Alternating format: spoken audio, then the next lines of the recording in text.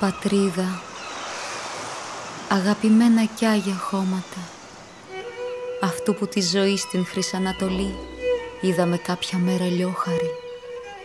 Νοσταλγικά η σκέψη μας γυρνά στα κρογιαλά σου τα χρυσά, που το ευξήνου γλαυκό γλυκά φιλεί το κύμα, στα ημερά σου τα βουνά τα ελατοσπαρμένα, όπου της άνοιξης φυσά το μυροβόλα γέρι, αυτού που αφήσαμε τα σπίτια μας, την προκοπή μας, την καρδιά μας, το μόχθο μας και τη χαρά μας. Ω εσείς χορταριασμένοι τάφοι των προγόνων, αυτού γυρνάει η σκέψη μας συχνά, κι είναι παράπονο ο πόνος μας, που κλάμα γίνεται σε κάθε μας τραγούδι. Πατρίδα, αγαπημένα κι άγια χώματα, ας ήταν κάποια άνοιξη, λουλουδιασμένη και μοσχόλουστη, να έρθουμε αυτού πικροί προσκυνητές, να σκύψουμε απ' την πηγή, κρύο νερό να πιούμε με τις παλάμες των χεριών.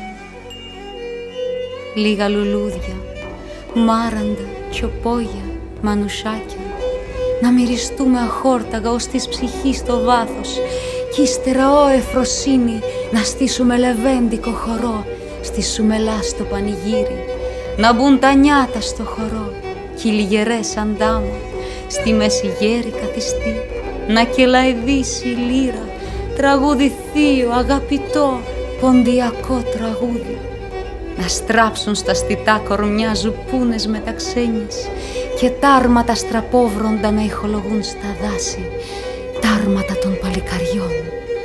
Ας ήταν κάποια άνοιξη, κι όμως οι άνοιξεις περνούν χρόνια και χρόνια τώρα, κι η νοσταλγία ανήμερη βόσκεται σωθικά μας.